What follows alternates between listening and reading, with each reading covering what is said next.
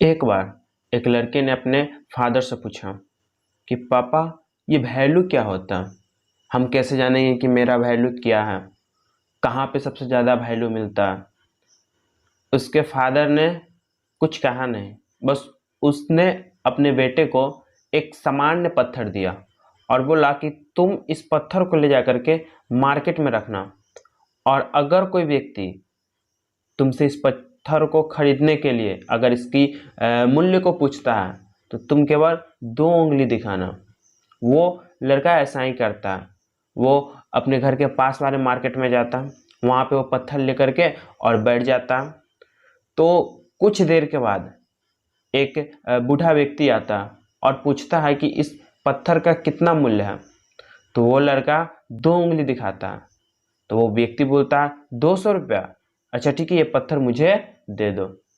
वो व्यक्ति उस पत्थर को खरीद करके और घर चला जाता है। तब वो लड़का वो पैसा लेकर के अपने फादर के पास जाता है। उसने कहा कि पापा, इस पत्थर का उसने 200 रुपया दिया, जबकि ये तो सामान्य पत्थर, ये तो कहीं भी मिल जाता। उसके फादर ने कहा चलो अब तुम इस पत्थर को लेकर के म्यूजियम में जाओ। वो व्यक्ति एक दूसरा पत्थर को लेकर के म्यूजियम में जाता है। म्यूजियम वाले जहाँ पे पुराने चीज़ों की खरीदारी चल रही थी, इस बालक से वहाँ के जो मैनेजर है, जो प्रोडक्ट को खरीद रहे होते हैं, वो बोलते हैं कि इसका मूल्य कितना है। तो ये 2 उंगली दिखाता है। उसने कहा बस 20,000 रुपया, और उसने इसको 20,000 रुपया पे करके उस पत्थर को खरीद लिया। वो 20,000 रुपया लेकर के घर आया, बोला पापा, जो फर्स्ट पत्थर था वो 200 रुपये का था, लेकिन अभी जो पत्थर है वो 20,000 का है। मैंने 2 उंगली दिखा, कुछ नहीं बोला, उसने 20,000 दे दिया। उसने अब एक दूसरा पत्थर को लेकर के उसको दे दिया। अब बोला कि अब इस पत्थर को तुम वैसे जगह पे ले जाओ जहाँ पे कीमती पत्थरों की खरीदारी चलती है। उस व्यक्ति ने उस पत्थर को ले जा करके उस जगह पे गया जहाँ पे पत्थर की कीमती पत्थरों की खरीदारी चलती थी। उसने वहाँ पे इस पत्थर को रख दिया। वहाँ का मैनेजर है, वो तुरंत से दौड़ के, ओ माय गॉड, ऐसी पत्थर के लिए तो मैंने पूरा जीवन गुजार दिया, इसकी खोज में तो मैंने पूरा जीवन गुजार दिया, बताओ बॉस कितने में लोगे? वो लड़का को समझ में नहीं आया। उसने अपनी फादर की बात मानी, उसने 2 उंगली दिखाया। उसने क्या, बस 2 लाख? और उसने तुरंत 2 लाख रुपए उसको पे कर दिया। वो लड़का घर आ जाता है और घर आकर पापा से बोलता है कि ये हुआ क्या?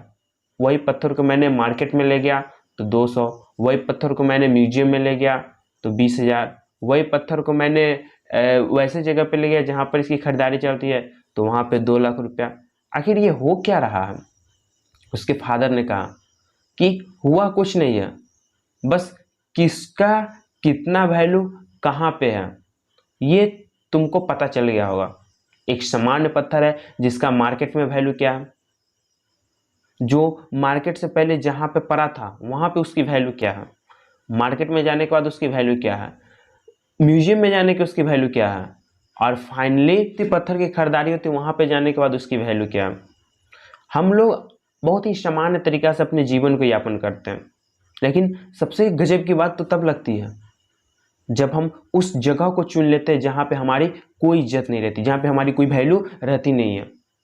हमें उस जगह को चुनना चाहिए जहाँ पे हमारी वैल्यू हो, जहाँ पे हमारी बातों को माने और वहाँ पे हम आगे बढ़ सकें। बस आप लोग भी ध्यान रखिएगा, वैसे जगह पर इम्पोर्टेंस दीजिएगा जहाँ पे आपकी वैल्यू हो, आपकी इज्जत हो।